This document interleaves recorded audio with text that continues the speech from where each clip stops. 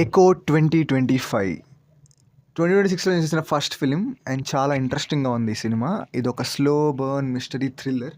Of course అర్రే అనేంత గొప్ప థ్రిల్ లేకపోయినా మూవీ ఫస్ట్ నుంచి లాస్ట్ దాకా చాలా చాలా ఇంట్రెస్టింగ్గా ఉంటుంది. అండ్ మెయిన్లీ ఆ ప్రీ ఇంటర్వెల్ పోర్షన్ ఎక్కడైతే మలేషియాలో కురియేషన్ ఎంటర్ అవుతాడో అక్కడి నుంచి సినిమా చాలా ఇంట్రెస్టింగ్గా వెళ్ళిపోద్ది.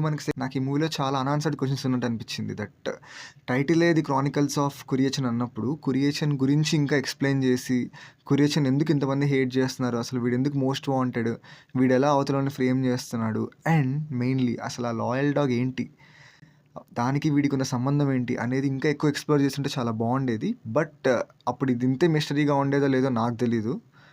సో టైటిల్ జస్టిఫికేషన్ దగ్గరికి వస్తే ఈకేఓ ఎకో, ఈ వర్డ్ ఎకో అనే వర్డ్ నుంచి డెరైవ్ చేశారంట.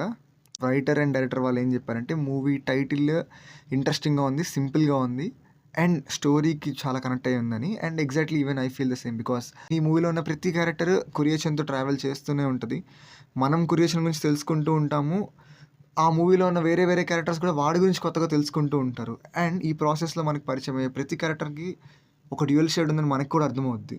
రెస్ట్రిక్టింగ్ ఈజ్ నాట్ ప్రొటెక్టింగ్, ఇదే విషయం చెప్పి కురియేషన్ మ్లాతిని మోసం చేస్తాడు. బట్ వెన్ కురియేషన్కి ప్రొటెక్షన్ కావాలి, అప్పుడు వాడు వాళ్ళతో ఈ డాగ్స్ని తీసుకెళ్ళి ఒక కేవ్లో దాక్కున్నప్పుడు మ్లాత్ని ఆ డాగ్స్ని యూస్ చేసుకొని వాడిని అక్కడే రెస్ట్రిక్ట్ చేసి పడేసిద్ది.